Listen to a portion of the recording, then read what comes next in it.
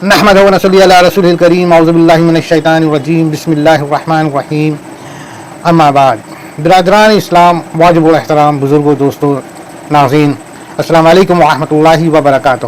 محترم ناظرین، اللہ تعالیٰ کا شکر ہے، اللہ سبحانہ تعالیٰ کا احسان ہے، اللہ کا کرم ہے کہ اللہ سبحانہ تعالیٰ نے ہمیں اپنے اس چینل کے ذریعے بالخصوص ایک خاص مقصد کے تحت حاضر ہوا ہوں، جہاں پر الحمدللہ اللہ کا کلام یعنی کہ قرآن پاک کے متعلق ہم لوگ سلسلہ وار ان کے صورتوں اور ان کے آیتوں پر گفتگو کر رہے ہیں، ذکر کر رہے ہیں، غور و فکر کر رہے ہیں. یہ اللہ کا شکر ہے، اللہ کا کرم ہے، اللہ کا احسان ہے. اللہ سے دعا ہے کہ اللہ سبحانہ تعالیٰ جو ہے کہ ہمارے اس کام کو قبول فرمائے اور ہمارے لیے اسے آسان فرمائے، اور ہم تمام لوگ جو بھی اس ذکر کو سن رہے ہیں، غور و فکر کر رہے ہیں اور اپنا وقت دے رہے ہیں، اللہ تعالی ہم سب کو اس کا اجر نصیب فرمائے اور اس کے وسیلے سے ہماری تمام مشکلات پریشانیوں کو دور کرے. اللہ آمین. محترم ناظرین، الحمدللہ اللہ سبحانہ تعالیٰ کے فضل سے ہم لوگ قرآن پاک کی تقریباً جو ہے کہ سورہ نحل کی آیت نمبر 70 تک پر غور و فکر کیے، اس پر ذکر کیے. آئیے ہم سب ایک بار پھر اللہ کا نام کے ساتھ جو ہے کہ اسی سلسلہ کو آگے بڑھاتے ہوئے سورہ نحل کی آیت نمبر 70 سے شروع کرتے ہیں اور دیکھتے ہیں کہاں تک جاتے ہیں انشاءاللہ. ربی یسر ولا تعسر وتمم بالخیر وبک نستعین یا فتاح ربی زدنی علما. بسم اللہ الرحمن الرحیم. سورہ نحل آیت نمبر 70. اللہ تعالیٰ نے ہی تم سب کو پیدا کیا، اللہ تعالیٰ نے ہی تم سب کو پیدا کیا ہے، وہی پھر تمہیں فوت کرے گا. تم میں ایسے بھی ہیں جو بدترین عمر کی طرف لوٹائے جاتے ہیں کہ بہت کچھ جاننے بوجھنے کے بعد بھی نہ جانیں. بے شک اللہ دانا اور توانا ہے. بے شک میرے معزز ناظرین، اللہ کا یہ جو کلام ہے نا قرآن پاک، جس پر ہم لوگ ذکر کر رہے ہیں، غور و فکر کر رہے ہیں، میرے عزیز یہ کلام کس کا ہے؟ بے شک اللہ کا. اور اللہ کا یہ کلام لانے والا کون ہے؟ بے شک تمام فرشتوں کے امام حضرت جبرائیل علیہ السلام. اللہ کی کہی بات، اللہ کے کلام کو حضرت جبرائیل علیہ السلام لے کے آ رہے ہیں اور سنا کس کو رہے ہیں؟ تمام انبیاء، تمام نبی، تمام رسول کے امام ہمارے آقا حضرت محمد مصطفیٰ صلی اللہ علیہ وآلہ وصحبہ وسلم تسلیما کثیرا کو سنا رہے ہیں. اور اللہ سبحانہ وتعالیٰ کہتے ہیں کہ اے میرے رسول، اے میرے پیارے حبیب، آپ کو جو کلام سنائی جا رہی ہے اسے میں آپ کے دل میں بسا دے رہا ہوں. آپ کو اسے زبانی رٹنے کی ضرورت نہیں ہے، کیونکہ جب یہ کلام میرے آقا حضور صلی اللہ علیہ وسلم کے اوپر اترتی تھی، میرے آقا حضور صلی اللہ علیہ وسلم اس کو زبان سے یاد کرنے کی کوشش کرتے تھے. تو اللہ کا حکم ہوا کہ نہیں، یہ میں آپ کے دل میں بسا دے رہا ہوں. ابھی ہم لوگ اس پہ غور کریں گے. تو اللہ جب ہمارے آقا حضور صلی اللہ علیہ وسلم تک اپنے کلام کو پہنچایا تو اسی اللہ نے میرے آقا حضور صلی اللہ علیہ وسلم کے دل میں اتار دیا. اور پھر ہمارے آقا حضور صلی اللہ علیہ وسلم سے جب یہ کلام واپس نکلا ان کے زبان مبارک سے، تو اسے تمام صحابہ اکرام رحمۃ اللہ علیہ نے انہیں سنا، لکھا اور اس کو رکھا. اس کو پھر بعد میں جمع کیا گیا اور جمع کرنے کے بعد اس کے جو قرآن پاک جو ہے کہ جامع قرآن پاک ہم تک پہنچا. الحمدللہ. جناب، میں غور کرنے کی بات اس لیے کہہ رہا ہوں کہ اولین بات تو اس پر غور یہ کرنا ہے کہ اللہ نے جب اپنا کلام اتارا، فرشتے کے امام یعنی کہ تمام فرشتے کون؟ وہ نوری مخلوق جن میں گناہ کا، جن میں کسی بھی طرح کے برائی کا کوئی بھی معاملہ نہیں ہو سکتا. یعنی کہ انہیں پتہ ہی نہیں ہے کہ نافرمانی کیا ہوتی ہے، انہیں پتہ ہی نہیں ہے کہ برائی کیا ہوتی ہے، انہیں پتہ ہی نہیں ہے کہ گناہ کیا ہوتا ہے، انہیں پتہ ہی نہیں ہے کہ غلط کام کیسے کیا جا سکتا ہے. تو معلوم یہ ہوا کہ جو کلام اللہ نے دی بالکل سیم کلام ہمارے آقا حضور صلی اللہ علیہ وسلم تک پہنچا.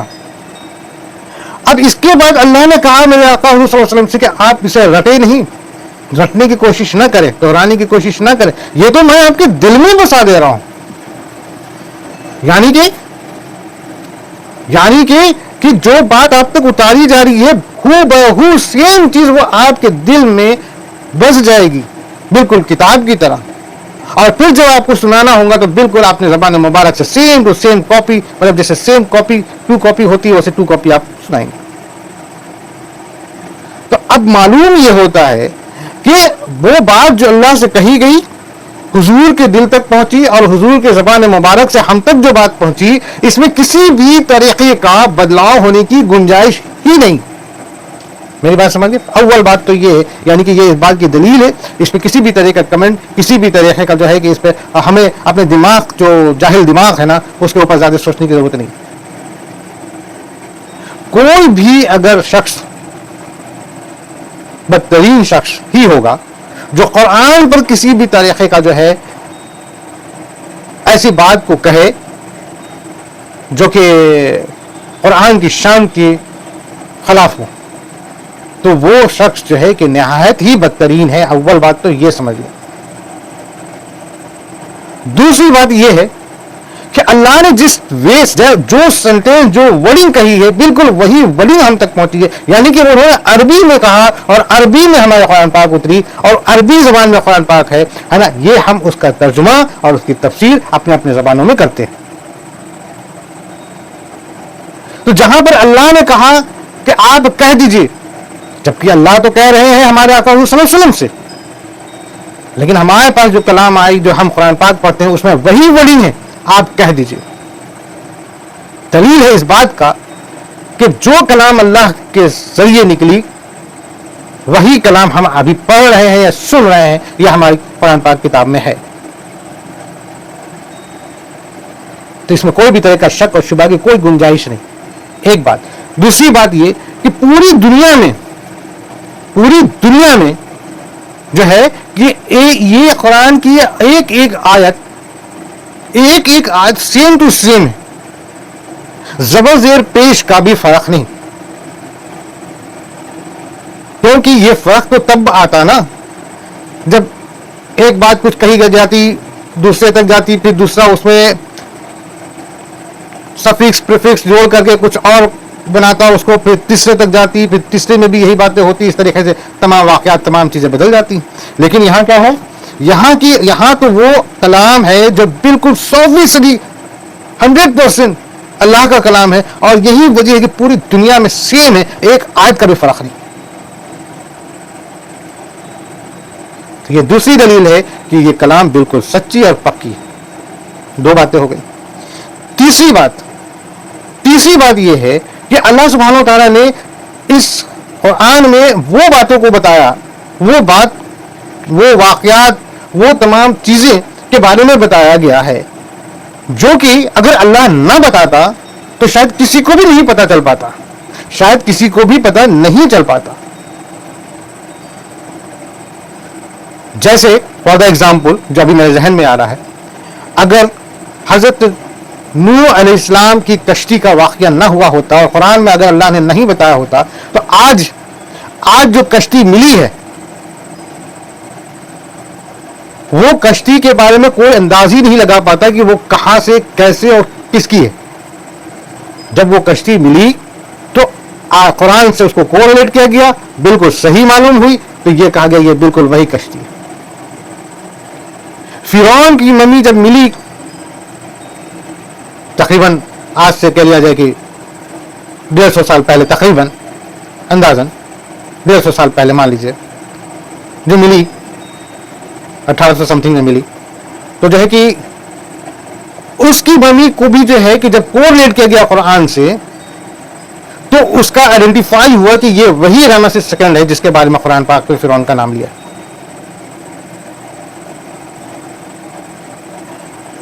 مثال کے طور پر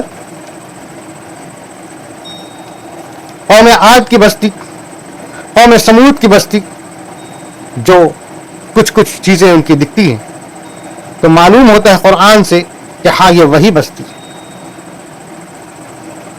डेड सी के नीचे जो चीजें मिली, तो कुरान से मालूम होता है कि ये कौन सी बस्ती है और अल्लाह का अजाब इसी जगह आया था। तो ये एक मिसाल के तौर पे बता रहा हूं मैं। हालांकि इन सब की वाक़यात हम लोगों ने पढ़ ली है और हम लोगों ने अल्हम्दुलिल्लाह डिटेल में पढ़ी है, जो भी अल्लाह ने हमें जितनी इल्म अक़ल दिया उसके मुताबिक। तो कहने का मायने ये है कि ये वो बातें हैं जो बात पहले किसी भी लाइब्रेरी में, किसी भी किताब में, किसी भी हिस्ट्री में, किसी भी ऐसी चीजों में नहीं थी। हाँ, जो लोग पुराने उस जमाने के थे उन लोगों को मालूम था। कैसे मालूम था? जो लोग वहां के थे, कुछ लोग जो दूर दूर के, जो वाक़यात से जो बच के निकल आए या जो भी अल्लाह की मसलहत रही हो, उनको मालूम हुआ। अब वो भी कैसे मालूम हुआ? उनकी किताबों से। वो भी उनको मालूम हुआ अपनी किताबों से, जैसे तौरात, ज़बूर, इंजील। ज़बूर तो खैर उठा ली गई और ज़बूर को मानने वालों को भी उठा लिया गया, ज़बूर का नाम निशान नहीं। तो तौरात, इंजील में भी अल्लाह ताला ने जो जिक्र किया और जो बातें हुई उसके लोग गवाह थे। अब जब वो कुरान पाक में ये बातें आ रही हैं, अल्लाह के वही के जरिए हमारे आका हुज़ूर सल्लल्लाहु अलैहि वसल्लम जब बता रहे हैं, तो ये बात मानने वाली थी कि हमारे आका हुज़ूर सल्लल्लाहु अलैहि वसल्लम कैसे ये बात बता रहे हैं, जबकि वहां के लोग अच्छी तरह से जानते थे कि हमारे आका हुज़ूर सल्लल्लाहु अलैहि वसल्लम जो है, जिनकी पैदाइश से पहले वालिद की फौत हो गई, पैदाइश के 4-5 साल के बाद वालिदा की फौत हो गई, कुछ ही अरसे में उनके दादा की फौत हो गई और चाचा के इसमें पले बढ़े, ठीक है ना। न कभी किसी मदरसा में गए, ना ही कभी जो है कि मक्का से बाहर गए, सवाए एक शाम जो है कि तिजारत के जरिए, वो भी बाद में राहिब ने मना कर दिया था। तो बहरहाल, तो कहने का मानी ये है कि कहीं भी ऐसा उन्होंने कोई ऐसा इल्म हासिल करने के लिए कहीं नहीं गए। यही वजह है कि उनको उम्मी भी कहा गया, यानी कि वो पढ़े लिखे नहीं थे। तो अब जबकि वो पढ़े लिखे नहीं थे, हालांकि इसमें भी अल्लाह की एक हिकमत रही है, पढ़े लिखे नहीं है, क्योंकि अल्लाह को तो अपना रसूल बनाना था, इमामुल अंबिया बनाना था, और अगर उनका कोई उस्ताद होता दुनिया में तो फिर उस्ताद का दर्जा उनसे बड़ा हो जाता, और फिर उस्ताद का मुकाम के आगे शागिर्द शागिर्द ही रहेगा। जबकि यहाँ पे तो अल्लाह को अपने रसूल को सबका इमाम बनाना है, तमाम अंबिया का इमाम बनाना है। वो तो रहमत दो जहां बन के उतारे गए। तो उनकी जो उनका वक़ार है, जो उनकी जो पहुंच है, उस पहुंच के ऊपर तो कोई नहीं, कोई और आला है ही नहीं। ये अल्लाह ताला की हिकमत थी, क्योंकि अल्लाह ने जो इल्म दिया, फिर अल्लाह ने अपनी खुदाई ताकत से और ऐसी ताकत से जो कि उनको इल्म दिया कि इल्म उनके सीने में इस कदर आ गया कि इतना इल्म आ गया कि फिर बड़े से बड़े जो है कि आलिम भी उनके सामने फेल। तो ये एक वक्त में अल्लाह ने वो इल्म देनी थी, उनके सीने में डालना था, और अल्लाह ने उसका इंतजाम किया, क्योंकि उनसे ऊपर या उनको इल्म देने वाला कोई और इंसान ना हो। उनको इल्म देने वाला बेशक वाहिद अल्लाह है, और अल्लाह का वो इल्म है, दिया हुआ इल्म है। तो अब वो जो बात कहीं से किताब में हुजूर सल्लल्लाहु अलैहि वसल्लम पढ़ नहीं सके, कहीं उस्ताद से सुन नहीं सके, कोई ऐसी बात मक्का में हुई नहीं, और उन वाक़यात को जब हमारे आका हुजूर सल्लल्लाहु अलैहि वसल्लम बता रहे हैं और ये भी कह रहे हैं कि देखो ये वही के जरिए अल्लाह ने हमें बताया है, ये अल्लाह का कुरान उतरा है, ये अल्लाह का कलाम है, तो इस बात ये भी एक दलील थी कि ये बात सच्ची है और ये पक्की है, क्योंकि हमारे आका हुजूर सल्लल्लाहु अलैहि वसल्लम वो बात बता रहे हैं जो बात वाकई में उनको ऐसे नहीं मालूम हो सकता था बगैर सुपर पावर, यानी कि बगैर अल्लाह के वही के। तो ये 3 बात है जिस बात से साबित होता है कि ये कलाम बिल्कुल सच्ची है और बिल्कुल वही लफ्ज, वही अंदाज, वही बात, वही कलाम है जो अल्लाह का कलाम उतरा, यानी कि कुरान हमारी सच्ची है। इसमें किसी भी तरीके का कोई शक और शुबा का कोई गुंजाइश नहीं। अगर हम सोचें भी तो हमारी गलती है, अल्लाह माफ करे। अब आते हैं हम अपने आयत पर। अब ऐसी अजीम कुरान और ऐसे अजीम कुरान में अल्लाह का कलाम ये है, अल्लाह ये कह रहे हैं अपने जिब्राइल अलैहिस्सलाम के जरिए हमारे आका हुज़ूर सल्लल्लाहु अलैहि वसल्लम को, ताकि हमारे आका हुज़ूर सल्लल्लाहु अलैहि वसल्लम पूरी उम्मत को बता दें। क्या बता दें? अल्लाह ताला ने ही तुम सबको पैदा किया। हम अपनी आयत पर आ गए। अल्लाह ताला ने ही तुम सबको पैदा किया है, वही پھر تمہیں فوت کرے گا. یعنی کہ جس طریقے سے جو حق ہے، جو سچ ہے، جس کا یقین، جس کی دلیل پورے قرآن میں اللہ نے دے رکھی ہے، اور یہ سورہ نحل جس وقت اتر رہی ہے، یعنی کہ ہجرت سے چند روز پہلے ہے نا، ہمارے آقا حضور صلی اللہ علیہ وسلم کے اوپر، اور اس ایسی حالات میں جب جو ہے کہ مکہ والے جو ہے کہ تمام طریقے کے اذیت سے جو ہے کہ ہمارے آقا حضور صلی اللہ علیہ وسلم کو تکلیف پہنچا رہے ہیں، اور طرح طرح سے ان کے اوپر جو ہے کہ ظلم دے رہے ہیں، ایموشنلی بھی اور فزیکلی بھی، مینٹلی بھی، ہر طریقے سے. اور ایسی حالات میں جو ہے کہ بار بار وہ ہمارے آقا حضور صلی اللہ علیہ وسلم کو ایسے ایسے الجھنوں میں، ایسے ایسے سوالات میں، ایسے ایسی چیزوں میں گھیرنے کی کوشش کرتے ہیں کہ ہمارے آقا صلی اللہ علیہ وسلم جو ہے کہ ہار مان لے، پیچھے ہٹ جائے، اور جو ہے کہ گھٹنے ٹیک دے وغیرہ. لیکن لیکن لیکن میرے آقا حضور صلی اللہ علیہ وسلم جو ہے کہ وہ تو اللہ کے سچے نبی، اللہ کے سچے رسول، اور یہی ان کی سب سے بڑی سچائی ہے کہ ویسے حالات میں بھی جو ہے کہ اپنے کام سے، اپنے فرض سے، اپنی ڈیوٹی سے، اور اللہ نے جو ان کو ڈیوٹی لگائی اس میں کسی بھی طریقے سے تجاوز نہیں کیے، کسی بھی طریقے سے وہ ہرگز نہیں جھکے. ان کے پاس تو ایسے ایسے باتیں آئیں، ایسے ایسی چیزیں آئیں کہ ہمارے آقا حضور صلی اللہ علیہ وسلم نے کہہ دیا کہ ایک ہاتھ میں اگر چاند رکھ دو اور ایک ہاتھ میں اگر سورج رکھ دو، تم اتنا بھی دینے کو تیار ہوگا، تب بھی جو ہے کہ میں اپنے اس فرائض سے ہرگز نہیں پھروں گا. فرائض کیا؟ کہ اللہ کے احکام کو امت تک پہنچا دینا، اللہ کے کلام کو امت تک پہنچا دینا، اللہ جو حق بات بتائی ہے اس بات کو امت تک پہنچا دینا. تو سورہ نحل میں ہم لوگوں نے دیکھا کہ اللہ سبحانہ و تعالیٰ نے ایک ایک بات کو، ایک ایک پوائنٹس کو بتایا ہے اور کہا ہے کہ دیکھو یہ تمام نعمتیں میں نے تمہیں دی، یہ تمام چیزیں میں نے تمہیں دی، یہ ایسا میں نے تمہیں کیا، یہ تمہارے لیے میں نے کیا، یہ کیا وہ کیا. اس کے باوجود بھی جو ہے کہ تم ہمارے علاوہ کسی اور کے بھی عبادت کرتے ہو، اور تم ہمیں چھوڑ کے کسی اور کے جو ہے کہ نظر نیاز کرتے ہو، اور تم طریقے بہت ساری باتیں ہم لوگوں نے پڑھی سنی. اب اللہ سبحانہ و تعالیٰ کہتا ہے کہ ہم نے ہی پیدا کیا اور ہم ہی تمہیں پھر فوت دیں گے، یعنی کہ تم پھر مرو گے میرے حکم سے، جس طریقے سے تم میرے حکم سے پیدا ہوئے. تو اللہ اگر پیدا کر سکتا ہے تو بے شک اللہ مار بھی سکتا ہے، اور اللہ اگر پیدا کر سکتا ہے، مار سکتا ہے، تو اللہ مرنے کے بعد اللہ دوبارہ بھی پیدا کر سکتا ہے. اور یہی حق ہے اور یہی سچ ہے، اور یہی اللہ نے کہا کہ تم سب کو میرے سامنے واپس حاضر ہونا ہے، کھڑا ہونا ہے، اور وہ وقت ہوگا قیامت کا، ہے نا، جس وقت تم سب میرے سامنے حاضر کیے جاؤ گے اور تم چھپ نہیں سکو گے. تم چھپنا چاہو تو بھی چھپ نہیں سکو گے. اور یاد رکھو، اگر میں تمہیں پہلی بار جس سے پیدا کیا اسی طریقے سے میں تمہیں دوسری بار بھی پیدا کروں گا. اور یہ بھی یاد رکھو کہ اب جب آخرت میں دوسری بار تم پیدا کیے جاؤ گے تو پھر موت نہیں، کیونکہ یہ دنیا تمہارا وہ ٹھکانہ تھا جس میں تم کو عبادت کرنا تھا اس آخرت والی دنیا کے لیے جو ہمیشہ ہمیشہ کی ہے، جس کے بارے میں نے تمہیں قرآن میں بہت پہلے ہی بتا دیا، یعنی کہ دنیا میں تمہیں بتا دیا گیا.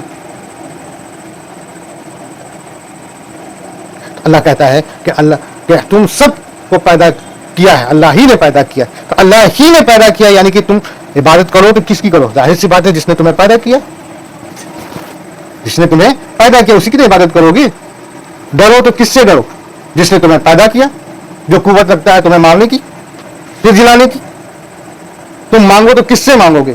اسی سے نا جس نے تمہیں پیدا کیا، جس نے تمہیں تمام نعمتیں عطا فرمائی. تو تم اس سے ہٹ کر کے کسی اور سے کیوں مانگتے ہو؟ بات یہاں پر وہی چل رہی ہے کہ تم ہٹ کے، یعنی کہ پیدا اللہ نے کیا، مارے گا بھی اللہ، پھر جلائے گا بھی اللہ، اور اللہ ہی تمہیں تمام نعمتیں دی. اور اللہ نے سورہ نحل میں ایک وہ ایگزامپل دیا ہے جو ایگزامپل اس کفار قریش کے نزدیک کا معاملات تھا. اللہ سبحانہ تعالیٰ چاہتے تو پوری دنیا کا بہت سارے ایگزامپل دے سکتے تھے، بہت سارے ایگزامپل دے سکتے تھے، ان کے پاس اختیار تھا. لیکن اللہ نے صرف وہی ایگزامپل دیا، وہی واقعات بتایا، وہی نعمتوں کو بتایا جو بالکل وہ اپنے نزدیک میں دیکھ رہے ہیں، اس سے وہ فائدہ اٹھا رہے ہیں، اس کو وہ اپنے نظر سے دیکھ رہے ہیں. اللہ سبحانہ وتعالیٰ نے انہی جگہوں کا ذکر کیا، واقعات کو جو قرآن میں بتایا جہاں پر اللہ نے عذاب دیا تھا جو ان کے نزدیک تھا، جو وہ اپنے آتے جاتے سفر میں دیکھتے تھے جس جگہ کو. تو اللہ نے اس میں بتایا کہ دیکھو تم تو وہاں سے گزرتے ہو، وہاں سے گزر ہوتا ہے. اور اللہ اپنے قرآن میں کہہ رہا ہے کہ دیکھو اس جگہ پہ جو عذاب ہوتی میں نے دیا. تو یہ اس بات کی جو کہتے ہیں دلیل جو ہوتی ہے، جو سچائی کی جو دلیل ہوتی ہے، وہ یہیں پر مضبوط دکھتی ہے کہ اللہ ہر ایک چیز کو بتا رہا ہے. جبکہ حقیقت یہ ہے کہ وہ رب وہ اتنا کچھ بولنے کی بتانے کی ضرورت نہیں تھی، ورنہ وہ تو رب ہے، وہ تو سیدھے کہتے کہ میں تمہارا خدا ہوں، دیٹس آل. اور سنو یہ کام تم نے کرنا ہے، نہیں کیا ہوگا تو تم کو جہنم میں ڈال دیں گے، دیٹس آل. اتنا ہی بتانا کافی تھا. لیکن اللہ رحمان ہے. مانو، ہم نے ماننا ہے، ہم نے یقین کرنا اللہ رحمان رحیم ہے، وہ نہایت ہی مہربان ہے، وہ نہایت ہی رحم کرنے والا ہے. کہ اللہ اپنے بندے یعنی کہ غلام جس کو اللہ نے پیدا کیا، اس کے سامنے اس کو اتنے طریقے سے دلیل دے کے بتا رہا ہے کہ دیکھو میں ہی تمہارا رب ہوں. اب سوچئے، یہ اللہ کے رحمان ہونے کی سب سے بڑی جو ہے کہ دلیل ہے، اور ہمیں جو ہے کہ اللہ کا شکر ادا کرنا ہے اور اپنے تمام گناہوں سے توبہ کرنا ہے کہ اللہ مجھے معاف کر دے. اللہ تو بچتا ہے، کیونکہ سچ تو یہ ہے کہ ایسا رحمان جو ہمیں کہہ رہا ہے کہ دیکھو یہ چیز مت کرو، یہ شرک مت کرو، یہ کفر مت کرو، دیکھو میں تمہارا خدا ہوں. ہر چیز کا وہ بتا رہا ہے، ہر ایک چیز کو بتا رہے کہ ایک پوائنٹ کو دکھا رہے، دیکھو یہ چیز میں نے دیا، دیکھو یہ چیز ایسے میں نے کیا، اور دیکھو یہ چیز ایسا ہوا جو تم دیکھے وہ میں نے کیا، دیکھو یہ چیز ایسا ہو جائے گا یہ بھی میں کروں گا. تو اللہ سبحانہ و تعالیٰ جو ہے کہ اپنے کلام میں ایک دم ایسی بات بتا رہے ہیں جس کو حقیقتاً دیکھا جائے تو کوئی بھی عقل رکھنے والا بندہ ہوتا تو جو ہے کہ ترنت ایمان لاتا اور کہتا کہ لا الہ الا اللہ محمد رسول اللہ صلی اللہ علیہ وسلم. اللہ یہاں پہ پھر کہہ رہا ہے کہ اللہ تعالیٰ نے ہی تم سب کو پیدا کیا ہے، وہی پھر تمہیں فوت کرے گا. تم میں ایسے بھی ہیں جو بدترین عمر کی طرف لوٹائے جاتے ہیں کہ بہت کچھ جاننے بوجھنے کے بعد بھی نہ جانے. بے شک اللہ دانا اور توانا ہے. یعنی کہ اللہ سبحانہ وتعالیٰ نے اس عمر کی طرف بھی جو ہے کہ اشارہ کیا، اس عمر کی بھی طرف بھی جو کہ اللہ نے بتایا کہ دیکھو میں نے پیدا کیا، میں تمہیں فوت بھی دوں گا، میرے حکم سے بالکل ہونا ہے. اللہ کہتا ہے کہ دیکھو تم میں سے کچھ ایسے بھی، یعنی کہ اللہ نے اس عمر کو بتا رہا ہے جو عمر نہایت ہی بزرگ بڑھاپے کی ایسی عمر کو پہنچ جانا ہوتا ہے جس عمر میں انسان کہ جو اعضاء بالکل کمزور، بالکل کہہ لیا جائے کہ بے کام کے ہو جاتے ہیں، یہاں تک کہ اس کی عقل بھی، اس کی نظر بھی، اس کے دماغ بھی، اس کی زبان بھی. اور ایسی عمر کو جو ہے نا کہ اللہ سبحانہ وتعالیٰ نے بدترین عمر بتایا، اور ہمارے آقا حضور صلی اللہ علیہ وسلم نے ایسی عمر سے پناہ مانگا. یعنی کہ ایسی عمر، ایسا بڑھاپے کا وہ عمر جس عمر میں انسان ایسا لانگھر ہو جاتا ہے، ایسا کمزور ہو جاتا ہے کہ وہ صرف ڈیپینڈنٹ ہی نہیں بلکہ جو ہے کہ وہ خود کو پاک بھی نہیں رکھ پاتا، خود کے لیے کچھ کر نہیں پاتا، اور ایسی حالات ہو جاتی ہے کہ وہ کسی کو نہ اچھے سے کلام دے سکتا ہے، نہ کچھ اس کو کوئی، نہ وہ کسی کو علم کے بارے میں بتا سکتا ہے، بلکہ جو ہے کہ وہ خود اپنا شعور بھی جو ہے کہ اسے پتہ نہیں ہوتا کہ اس کے بدن پہ کپڑا ہے بھی یا نہیں. یعنی کہ وہ ایسی طویل عمر بتائی گئی، یعنی کہ وہ عمر تک پہنچانا کہ جس عمر تک خود کا شعور نہ ہو. تو ایسی عمر کو جو ہے کہ ہمارے آقا صلی اللہ علیہ وسلم نے بھی ایسی عمر سے پناہ مانگی، اور اللہ تعالیٰ نے بھی ایسی عمر کو بدترین عمر بتایا ہے نا. بدترین عمر بتانے کا معنی کیا ہوا یہاں پر؟ بدترین معنی کا دیا ہوا عمر بھی تو اللہ ہی کا ہے، دیا ہوا عمر بھی تو اللہ ہی کا ہے. کسی کی عمر کم دے، کسی کی عمر زیادہ دے، یہ بھی تو اللہ کے ہی اختیار میں ہو، تو انسان کے اختیار میں تو ہے نہیں. اللہ نے یہاں پہ انسانوں کو اس طرف اشارہ کیا کہ دیکھو اس عمر تک پہنچنے سے پہلے ابھی جو تمہاری عقل ہے، ابھی جو تمہاری عمر ہے، ابھی جو تم اپنے شعور میں ہو، اپنے دل و دماغ پہ تمہارا جو کنٹرول ہے، تم اپنے اس عمر میں ایمان لے آؤ، حق کو جان لو، سچ کو مان لو، یقین کر لو، کیونکہ پھر اس عمر میں تمہیں جو ہے کہ موقع ملے گا نہیں، اور آخرت میں تو بالکل ہی نہیں ملنا ہے، کوئی چانس ہی نہیں. تو اللہ نے یہاں پر تین باتوں کو بالخصوص ہمارے سامنے رکھا. پہلی بات تو یہ کہ دیکھو تمہیں پیدا میں نے کیا، دیکھو تمہیں فوت میں دوں گا، دیکھو تمہاری وہ جو عمر ہو جس عمر میں تم بے شعور ہو جاتے ہو، کمزور اور اس طریقے سے ہو جاتے ہو کہ تمہیں اپنا خود کا ہوش نہیں ہوتا ہے نا، وہ عمر تک بھی تم پہنچ سکتے ہو، یا وہ عمر تک بھی لوگ پہنچتے ہیں، وہ عمر تک بھی کچھ لوگ پہنچتے ہیں، اور اس وقت ان کو کوئی چیز کا شعور نہیں ہوتا. تو اس سچویشن سے پہلے تم جو ہے کہ اپنے آپ کو حق کو مان لو، سمجھ لو، جان لو، غور و فکر کر لو، ٹھیک ہے نا. اور بے شک، اور اللہ تعالیٰ کہتا ہے بے شک اللہ دانا و توانا ہے، بے شک اللہ نہایت ہی مہربان اور رحم کرنے والا ہے. یعنی کہ یہ تمام باتوں کو بتانے والا، تمام چیزوں کو سمجھانے والا، تمام طریقے سے دلیل دینے والا وہ اللہ ہے، جو اللہ ہم کو ہر طریقے سے بتا رہا ہے کہ دیکھو یہ سچویشن ہے، ان سچویشنوں کو سمجھو. آگے اللہ تعالیٰ ہی نے تم میں سے ایک کو دوسرے پر روزی میں زیادتی دے رکھی ہے. اب دیکھیے بھائی، سوچنے والی بات ہے. سورہ نحل کی آیت نمبر 71 اللہ سبحانہ وتعالیٰ کیا کہتے ہیں کہ اللہ تعالیٰ ہی نے تم میں سے ایک کو دوسرے پر روزی میں زیادتی دے رکھی ہے. پہلے ہم لوگ اس بات کو سمجھیں. اللہ کا کلام ہے جناب، اتنا آسان نہیں ہے سمجھ پانا، ہمیں بھی نہیں اتنا آسان ہے، میرے لیے بھی بہت مشکل ہے. یہ تو اللہ کا کرم ہے, اللہ کا شکر ہے کہ اللہ نے جو علم ابھی دیا, جو شعور دیا, جو بات میرے ذہن میں اللہ ڈال رہا ہے وہی میں آپ کے سامنے کہہ رہا ہوں, ورنہ میری علم تو ہرگز اتنی نہیں کہ میں اللہ کے کلام کو جو ہے پوری طریقے سے ایکسپلین کر سکوں, اور نہ ہی ہم کو لگتا ہے کسی میں ہم سے کہیں زیادہ لوگ جو ہے کہ عالم علماء بیٹھے ہوئے ہیں, ہم تو صرف ایک شوق میں یہاں پر آپ کے سامنے ہے کہ تھوڑا سا ہم بھی سیکھ لیں, جان لیں. ہم تو جسٹ لائک ایک طالب علم ہے, ورنہ ہمارے پاس کچھ نہیں. اور یہ اللہ کا شکر ہے کہ اللہ ہمارے سامنے آپ کے سامنے اس چینل کے ذریعے جو ہے کہ ہم کو جو باتیں میرے دماغ میں دل میں ڈالتا ہے میں آپ کے سامنے کہہ دیتا ہوں. تو بہرحال ہم کو اس بات پہ غور کرنا ہے کہ اللہ کیا کہتا ہے. اللہ تعالیٰ ہی نے تم میں سے ایک کو دوسرے پر روزی میں زیادتی دے رکھی ہے. تو اے لوگوں, اے نادان لوگوں, سنو, جس کے پاس زیادہ دولت ہے نا, یہ نہ سمجھو کہ تمہاری قابلیت ہے. اللہ یہاں کہہ رہا ہے کہ میں نے دی ہے. اب دوسری بات سن لو, اللہ یہ کہتا ہے, دیکھو اب دوسری بات میں 3 الگ الگ پارٹ آتے ہیں, ہم نے غور کرنا ہے. 3 الگ الگ باتیں کیا سامنے نظر آتی ہیں؟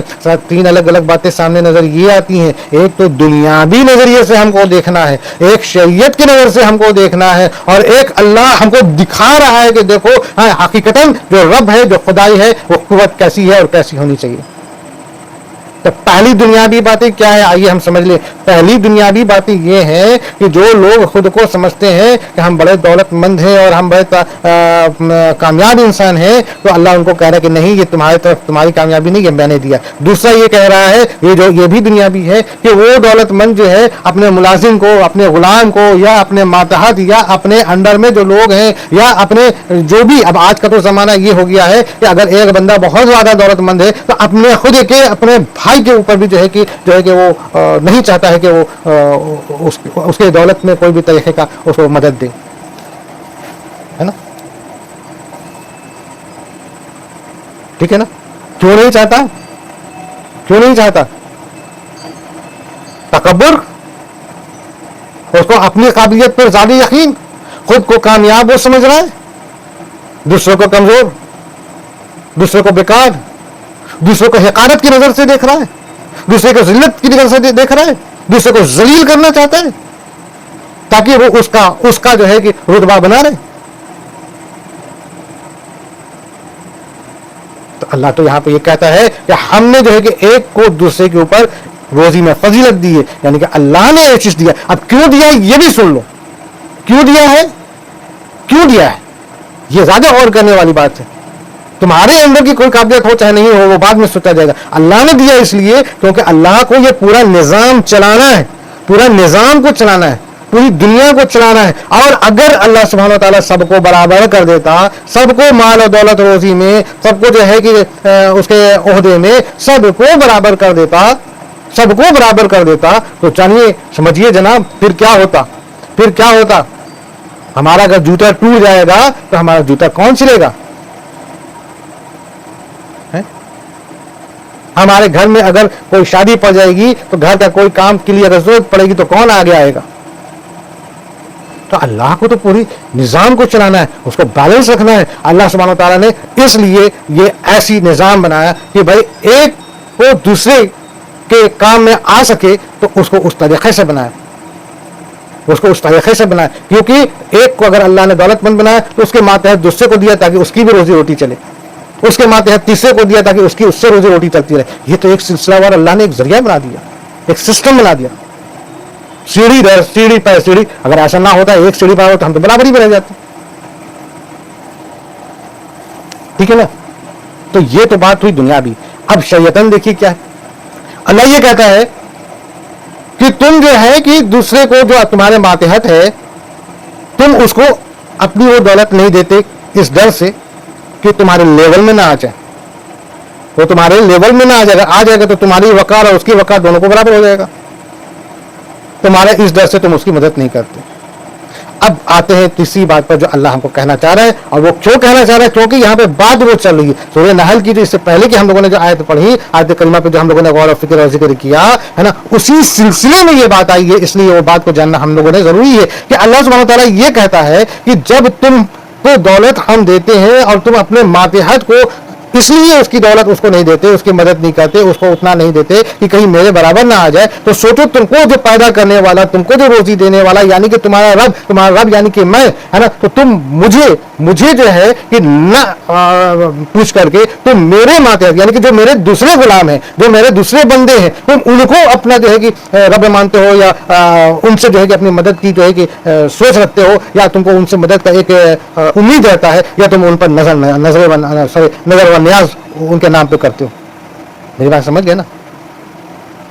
نظر و نیاز تم ان کے نام پہ کرتے ہو. کیوں کرتے ہو؟ تم کو جس طریقے سے برا لگتا ہے کہ وہ جو ہے کہ تمہارے برابر نہ ہو جائے, تو سوچو میں تو رب العالمین ہوں, میں تو حقیقی رب ہوں, اور تم میرے لیول میں جو ہے کہ میرے بندے کو, جو میرا غلام ہے نا, جو میرے بندوں میں سے, تم اس کو جو ہے کہ اس سے وہ امید کرتے ہو جو امید تم کو مجھ سے کرنی چاہیے, تم کو مجھ سے مانگنا چاہیے, دینے والا تم میں ہو, اور تم جو ہے کہ اس سے مانگتے ہو, اس سے امید کرتے ہو, اور اس کے نام پہ نظر نیاز کرتے ہو. لا حول ولا قوت الا باللہ. بات یہاں پر کلیئر ہو رہی ہے شاید, انشاءاللہ. تو اللہ سبحانہ و تعالیٰ نے یہاں پہ کہہ دیا, اللہ تعالیٰ ہی نے تم میں سے ایک کو دوسرے پر روزی میں زیادتی دے رکھی ہے نا. پس جنہیں زیادتی دی گئی ہے وہ اپنے روزی اپنے ماتحت غلاموں کو نہیں دیتے ہیں کہ وہ اور یہ اس میں برابر ہو جائیں, ہے نا, وہی بات ہوگی, برابر نہ ہو جائے. تو کیا یہ لوگ اللہ کی نعمتوں کے منکر ہو رہے ہیں؟ اب اللہ سبحانہ تعالیٰ سوال کرتا ہے, اللہ سبحانہ تعالیٰ یہاں پہ سوال کرتا ہے, اور بہت صحیح سوال. اول تو یہ کہ تم کو روزی دینے والا میں, تو تم کو پہلے میرا شکر ادا کرنا ہے. تم کو میں نے روزی اس لیے دیا تاکہ تم اپنے ماتحت کو بھی دو. میں نے تم کو ایک کو میں نے بڑا کر دیا, اب تمہارا کام ہے کہ اپنے ماتحت جتنے ہیں ان کو تم مدد کرو, ان کو تم دو, ان کو تم ذریعہ, ان کی مدد کا ذریعہ میں نے تمہیں بنایا. اب تمہارا فرض بنتا ہے, تمہارا فرض ہے, تمہاری ڈیوٹی ہے, تمہاری رسپانسبلٹی ہے کہ تمہارا کام ہے کہ تم میری جو نعمت میں نے تمہیں دی ان نعمتوں سے ان کو بھی تم عطا کرو اور ان کو تم دو. لیکن تم کیا سوچتے ہو؟ تم سوچتے ہو کہ ہم اگر ان کو دیں گے تو یہ میرے برابر نہ ہو جائے, تو میرا وقار کم ہو جائے گا. تو میری نعمت سے تم انکار کر لو. وقار تو تمہارا بلند کرنا اور بڑھانا اور گھٹانا یہ تو میرے ذمہ ہے. میں چاہوں تو تمہارے وقار کو ختم کر سکتا ہوں. نعمت تو میری دی ہوئی, تم کو تو میرا شکر ادا کرنا چاہیے. اب یہاں پر پھر بات یہ آتی ہے کہ اب تم کو جب میں نے نعمت دی ہے, تم کو جب میرا شکر ادا کرنا چاہیے, تو تم کیا کرتے ہو؟ تم جو ہے کہ شکر ادا کسی اور کا کرتے ہو. تم کسی اور کے سامنے میری دی ہوئے رزق میں سے کسی اور کو نظر نیاز کرتے ہو, کسی اور کے نام پہ نظر نیاز چڑھاتے ہو, کسی اور کو تم جو ہے کہ اس کا شکر ادا کرتے ہو, اور اپنے جو ہے کہ تمام طریقے سے جو بھی تم آج کا ڈھکوسلا کہہ لیا جائے, چاہے اس زمانے کا, اپنے ڈھکوسلے کے حساب سے. ورنہ شکر کرنے کا تو اصل طریقہ ہے کہ ایمان لاؤ, توحید کو قبول کرو, ہے نا, اور جو ہے کہ تقوی اختیار کرو. ٹھیک ہے نا. تو اللہ کہتا ہے کہ تم جو ہے کہ ہم تم کو تمام نعمتیں دیے اور تم جو ہے کہ منکر ہو رہے, یعنی کہ تم کسی اور کو نظر نیاز کر رہے ہو ہمارا بجائے شکر ادا کرنے کے. یہ کیا بات ہوئی؟ بات تو صحیح ہے, واضح ہے. آگے اللہ تعالیٰ نے تمہارے لیے تم میں سے ہی تمہاری بیویاں پیدا کی, اور تمہاری بیویوں سے تمہارے لیے تمہارے بیٹے اور پوتے پیدا کیے, اور تمہیں اچھی اچھی چیزیں کھانے کو دی, ہے نا, اور پوتے پیدا کیے اور تمہیں اچھی اچھی چیزیں کھانے کو دیے. کیا پھر بھی لوگ باطل پر ایمان لائے گئے اور اللہ تعالیٰ کی نعمتوں کی ناشکری کریں گے؟ میرے معزز ناظرین, اللہ تعالیٰ اپنی دی ہوئی ان نعمتوں کے بارے میں بتاتا ہے جن نعمتوں سے ہم بالخصوص فائدہ اٹھاتے ہیں.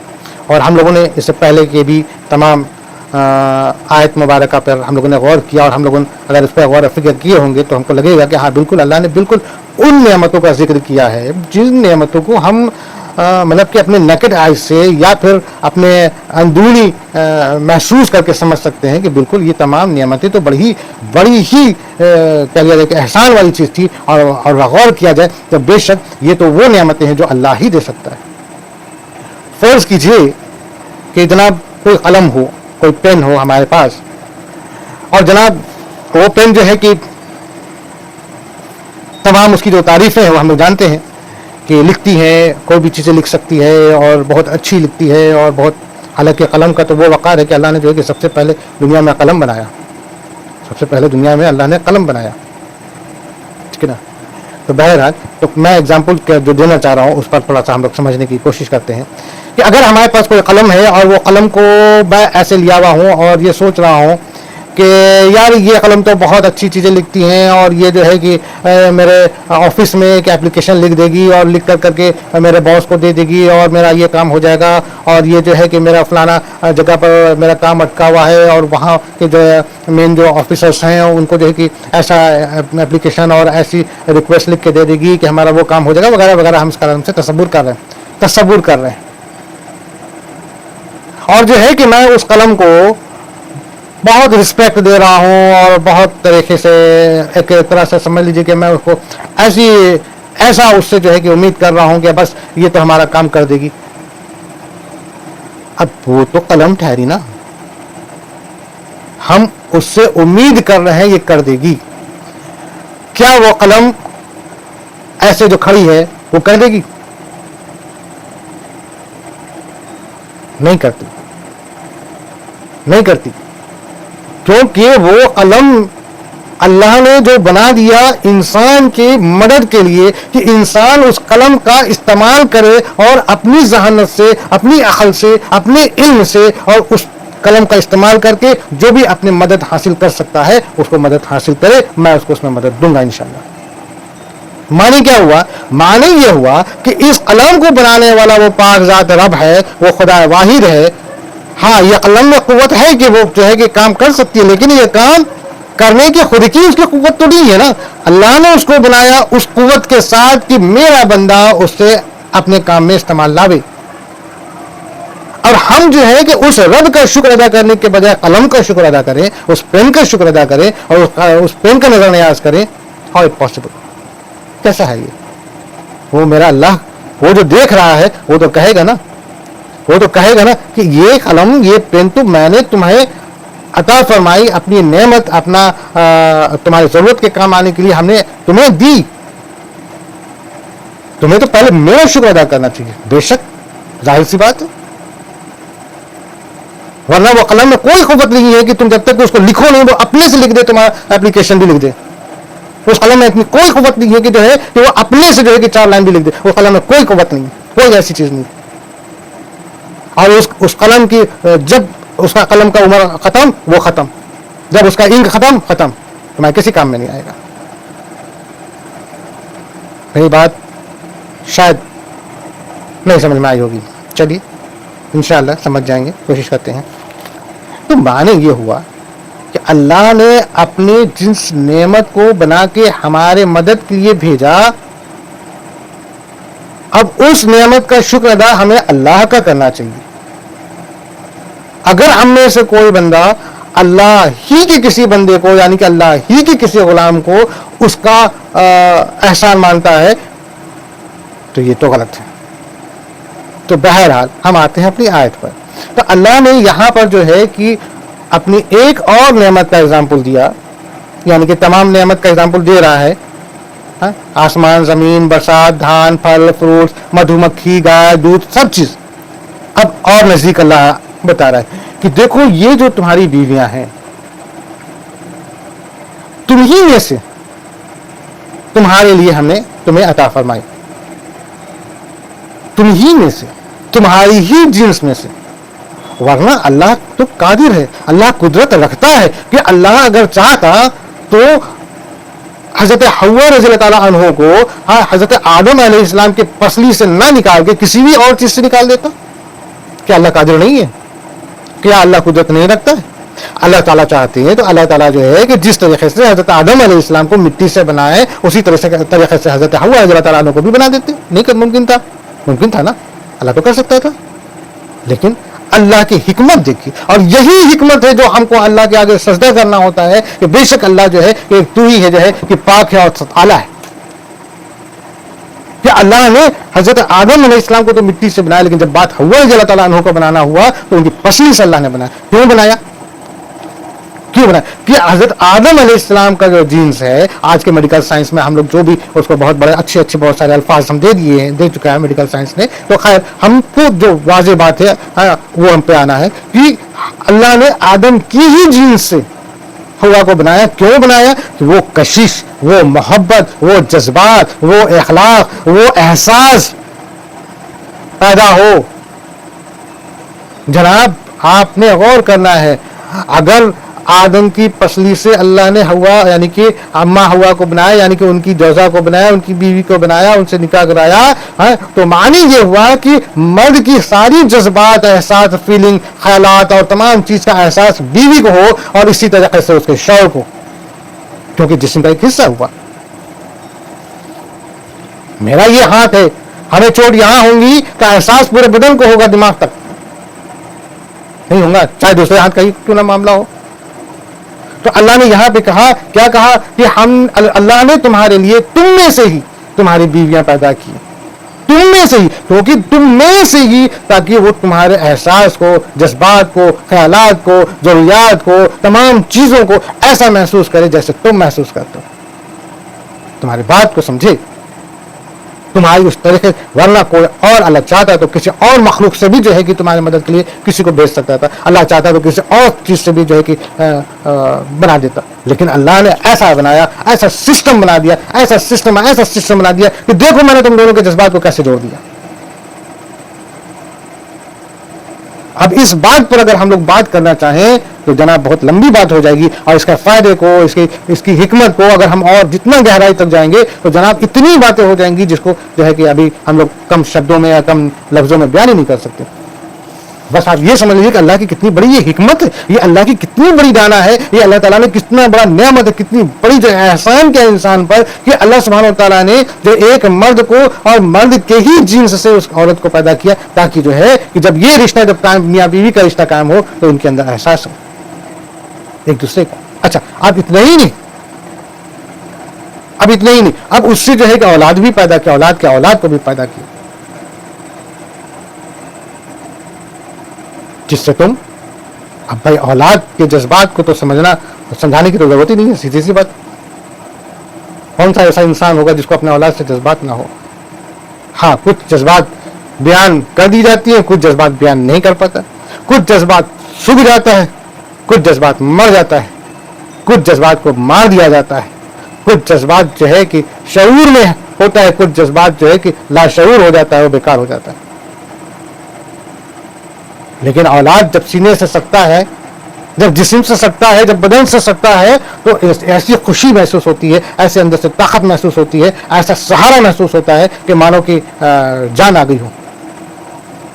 تو اللہ کہتا ہے کہ ہم نے تمہارے ہی جن سے، تمہاری میں سے بیوی تمہیں پیدا کی تاکہ تم کو اس کا تمہارا خیال رکھے، تمہارے جذبات کو سمجھے. اچھا اتنا ہی نہیں، میں نے پھر بیٹے دیے، بیٹے کے بیٹے دیے تم کو، اور اچھی اچھی چیزیں کھانے کو دیا جو تم کھا رہے ہو، جو تم کھا کے ایسے اپنے آپ کو پہلوان بنتے ہو اور لڑتے ہو اور بحث کرتے ہو اور اللہ کے رسول سے بحث کر رہے ہو، ہے نا؟ ہاں سمجھ رہے ہو؟ کیا پھر بھی لوگ باطل پر ایمان لائیں گے؟ اللہ تو سوال کر رہا ہے کہ میں نے تمہیں دیا ان نعمتوں کو، اور ہر کوئی کے پاس یہ الحمدللہ نعمت اللہ نے دیا ہے.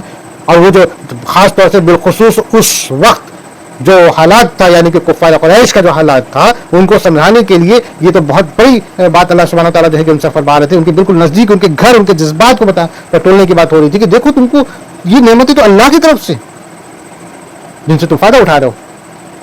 تم کھانا کھا رہے ہو، پی رہے ہو، تم الٹا ہم ہی سے جھگڑ رہے ہو، یعنی کہ اللہ کے رسول سے جھگڑ رہے ہو، اللہ کے خلاف جا رہے ہو، بغاوت کر رہے ہو.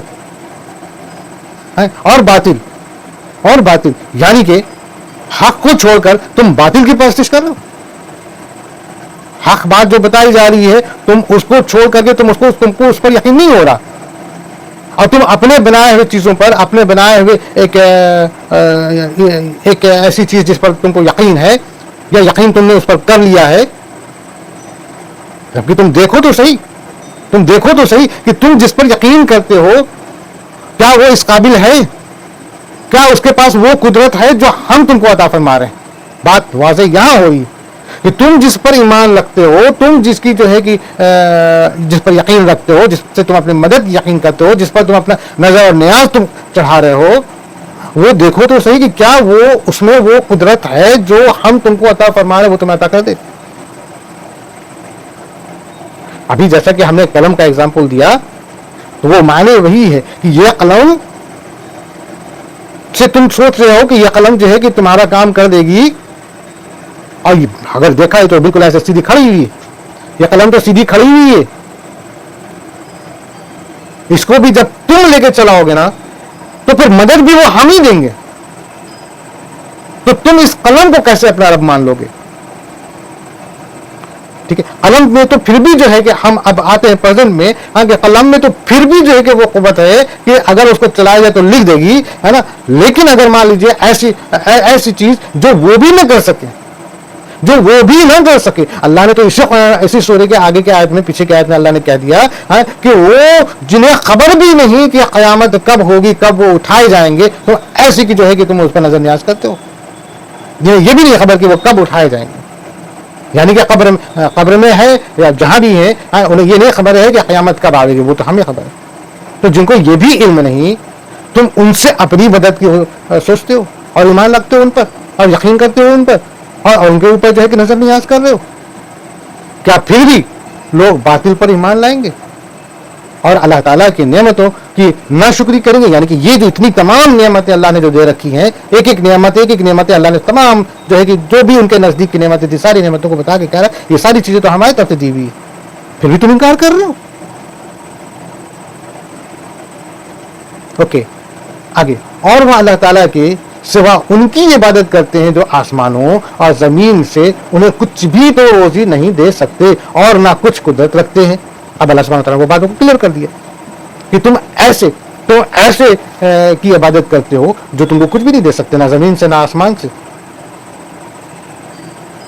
وہ تمہیں کچھ نہیں دے سکتے، ہے نا۔ اللہ کہتا ہے اور وہ اللہ تعالیٰ کے سوا ان کی عبادت کرتے ہیں، ہے نا، جو آسمانوں اور زمین سے انہیں کچھ بھی تو روزی نہیں دے سکتے اور نہ کچھ قدرت رکھتے ہیں، اور نہ ان کے پاس کوئی ایسی قدرت ہے جو کہ تمہاری کوئی طریقے سے مدد کر سکے، کچھ بھی تم کو نہیں دے سکتے سوائے بے شک، اور اللہ کی مدد کے علاوہ کوئی کچھ نہیں کر سکتا۔ اللہ نے اس بات کو پروف کر دیا ہے، اب اور کتنا ہم کھل کے بتائیں،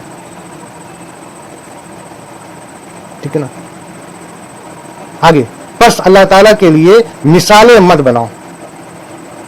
اب جیسے اس ٹائم کے جو کفار قریش جو تھے نا، وہ جو ہے کہ وہ کیا کہتے تھے نا، وہ ایک مثال بناتے تھے کہ اللہ جو ہے وہ تو بادشاہ ہے، اور بادشاہ جو بڑا بادشاہ جو ہوتا ہے وہ جو ہے کہ ان کے نیچے وہ بہت سارے جو ہے کہ عہدے کو بناتا ہے، جیسے منتری ہیں اور گورنر ہیں اور فلانا ہے نا۔ تو اب ہم اور ایک عام رعایا جو ہے، عام پرجا جو ہے کہ وہ اس بادشاہ تک نہ پہنچ کر کے پہلے ان چھوٹے چھوٹے عہدیداروں، ان چھوٹے چھوٹے افسروں کے پاس جاتے ہیں اپنے کام کے لیے، اور پھر وہ افسر جو ہے کہ بادشاہ سلامت سے بول کر کے کام کرواتے ہیں۔ یہ اس کفار قریش کا وہ اس طریقے سے اللہ کے بارے میں مثالیں بناتے تھے، یعنی کہ وہ اللہ کو تو مانتے تھے، وہ کہتے تھے کہ یہ جو ہے کہ اللہ جو ہے کہ خداؤں کا خدا ہے، یعنی کہ ان کے اور چھوٹے چھوٹے خدا ہیں اور ان سب کا خدا اللہ ہے، یعنی کہ وہ جو ہے کہ چھوٹے چھوٹے خدا سے اپنی مدد کی گہار کرتے ہیں، اپنی مدد کی مانگ کرتے ہیں، اپنا انہی کی عبادت کرتے ہیں، انہی پہ نظر نیاز چڑھاتے ہیں کہ وہ خوش ہو جائیں گے تو وہ جو ہے کہ ان کا کام جو ہے کہ وہ جا کے اللہ تعالیٰ سے، یعنی کہ جو مین ہے ان سے جا کے بولیں گے اور میرا کام ہو جائے گا، نعوذ باللہ ثم نعوذ باللہ لا حول ولا قوت الا باللہ العظیم، ہے نا۔ تو وہ اس طریقے سے کفار قریش مثالیں بناتے تھے کہ اللہ جو ہے وہ تو بادشاہ ہے، لیکن بادشاہ تک تو ہم کو نہیں پہنچتا نا، چھوٹے چھوٹے افسران ہیں وہ افسران تک ہم پہنچتے ہیں، یعنی کہ وہ جو اپنے خدا بنائے ہوئے ہیں وہ ایز اے بادشاہ کے افسران ہیں۔ تو اللہ سبحانہ تعالیٰ کہتا ہے کہ پس اللہ تعالیٰ کے لیے مثالیں مت بناؤ، اللہ تعالیٰ خوب جانتا ہے اور تم نہیں جانتے۔ اللہ سبحانہ تعالیٰ خوب جانتا ہے، تم جو مثالیں بنا رہے ہو، تمہارے اندر جو ایمان ہے، جو تمہاری نیت ہے، تمہاری نیت کو، تمہارے ایمان کو اللہ خوب جانتا ہے۔ تم اس طریقے سے جو مثالیں بناتے ہو، مثالیں بنا کر کے جو ہے کہ گڑھ لیتے ہو جو بھی باتیں ہیں، وہ بات گڑھی ہوئی بات تو گڑھی ہوئی بات ہے، تمہاری گڑھی ہوئی بات ہے، اس میں حقیقت کچھ بھی نہیں۔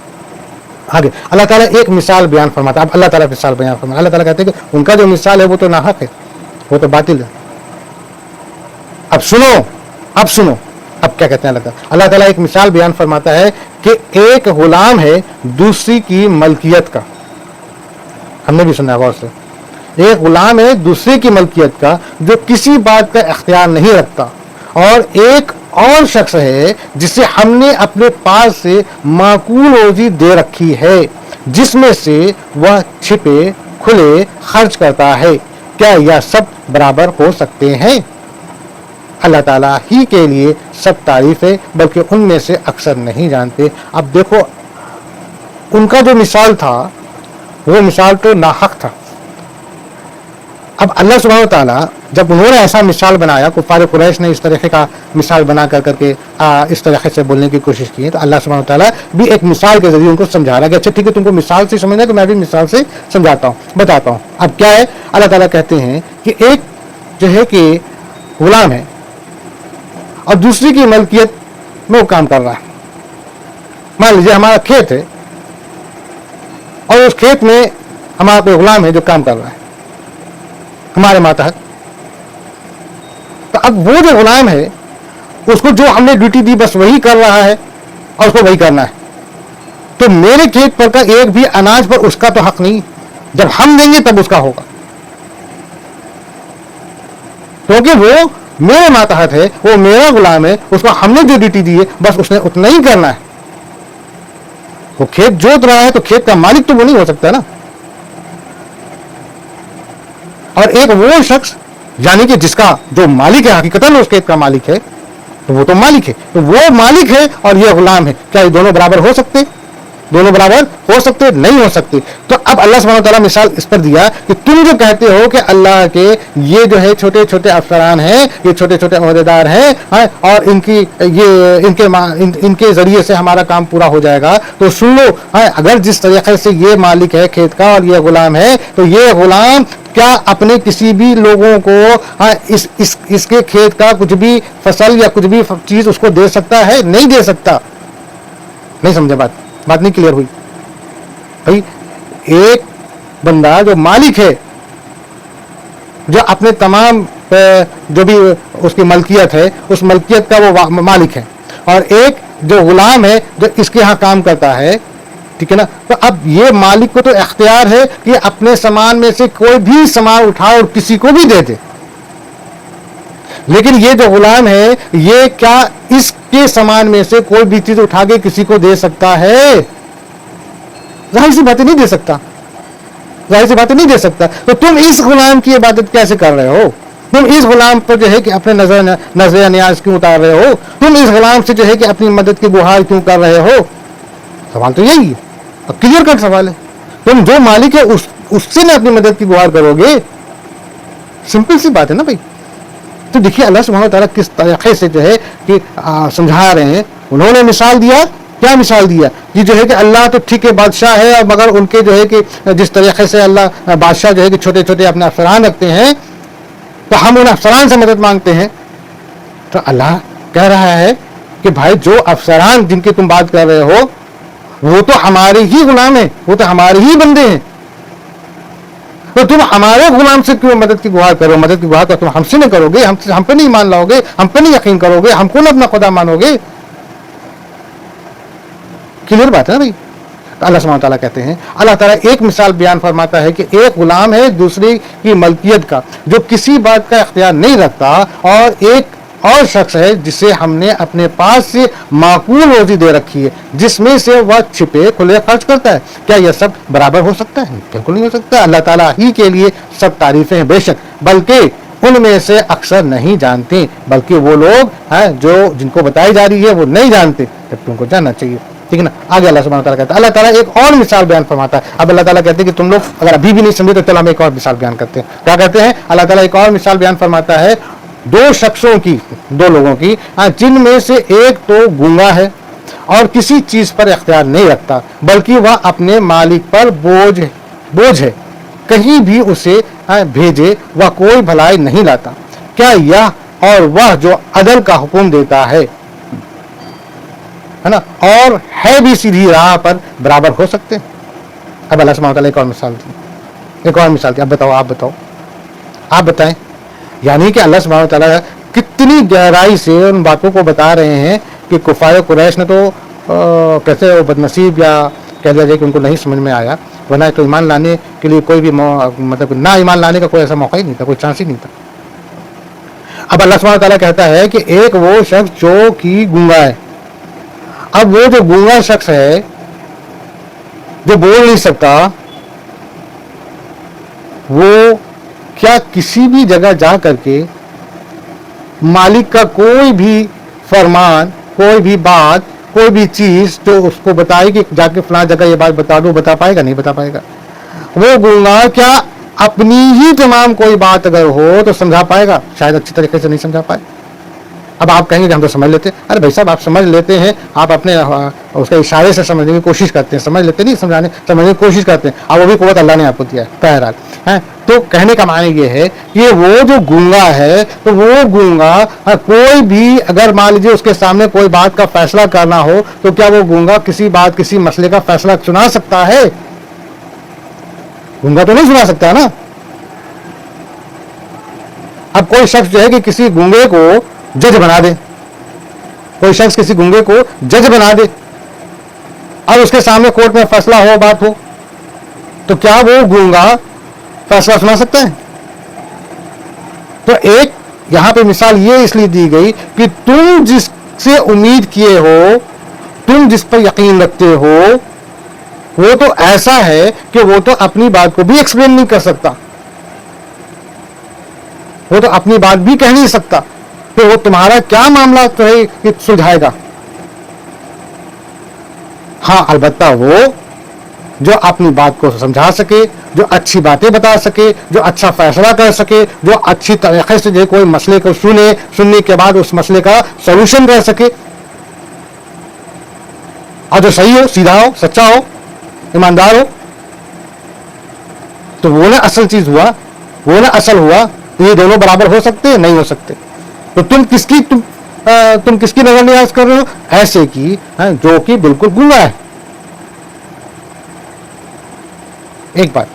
اب دوسری بات یہاں پر یہ بھی معلوم ہوتی ہے کہ اگر اللہ سبحانہ وتعالیٰ جو ہے کہ یہ بات بتا رہے ہیں جو سیدھی راہ ہے، جو سچی راستہ ہے، جو صحیح ہے، جو تمام جس میں جو ہے کہ عدل اور انصاف ہے، تمام بڑا ہر طرح کی چیز ہے، تو بے شک وہی رب ہوا نا۔ اوکے، ایک بار پھر دہراتے ہوئے آگے بڑھتے ہیں۔ اللہ تعالیٰ ایک اور مثال بیان فرماتا ہے دو شخصوں کی، جن میں سے ایک تو گونگا ہے اور کسی چیز پر اختیار نہیں رکھتا، بلکہ وہ اپنے مالک پر بوجھ ہے، کہیں بھی اسے بھیجے وہ کوئی بھلائی نہیں لاتا۔ کیا یہ اور وہ جو عدل کا حکم دیتا ہے اور ہے بھی سیدھی راہ پر برابر ہو سکتے؟ بالکل نہیں، بالکل نہیں، ٹھیک ہے نا۔ تو خیر یہاں پر ایک بار اور بتا دیں کہ یہ ایک مثال ہے جس میں اللہ سبحانہ تعالیٰ نے دو انسان کا ذکر کیا ہے، لیکن اللہ تو اللہ ہے، انسان کی برابری نہیں ہو سکتی، نعوذ باللہ ثم نعوذ باللہ۔ یہ ایک مثال ہے، اور اس مثال کو ہم یوں بھی سمجھ سکتے ہیں کہ ایک ایمان والا، ایک مومن جو سیدھی راہ چلتا ہے، جو حق پہ چلتا ہے، جو حق کو پہچانتا ہے اور حق بات کہتا ہے، وہ، اور ایک وہ جو حق بات سے پھرا ہوا ہے نا، حق کو نہیں جانتا، حق کو نہیں پہچانتا، حق پر یقین نہیں رکھتا، وہ کیا یہ دونوں برابر ہو سکتے ہیں؟ نہیں ہو سکتے۔ آگے، آسمانوں اور زمین کا غیب صرف اللہ تعالیٰ ہی کو معلوم ہے۔ اب یہ ڈکلیریشن، آسمانوں اور زمین کا غیب صرف اللہ تعالیٰ ہی کو معلوم ہے، اور قیامت کا امر تو ایسا ہی ہے جیسے آنکھ کا چھپکنا، بلکہ اس سے بھی زیادہ قریب۔ بے شک اللہ تعالیٰ ہر چیز پر قادر ہے۔ بے شک، بے شک اور بے شک۔ میرے دوستو، میرے عزیزوں، یہ ہم لوگوں نے سورہ نحل کی آیت نمبر یہ جو ابھی آخری پڑھی ہے 77 ہے۔ وقت کی زیادتی کو دیکھتے ہوئے فی الحال ہم اجازت چاہتے ہیں، انشاءاللہ تعالیٰ اگلے پارٹ میں آیت نمبر 77 سے ہی شروع کریں گے، اور اس پر انشاءاللہ تعالیٰ غور و فکر بھی ہوگی، ذکر بھی ہوگی۔ کہنے بولنے پڑھنے میں کوئی بھی غلط طرح کی غلطی ہوئی تو معافی چاہتے ہیں۔ بے شک، صدق اللہ العظیم۔ اللہ حافظ۔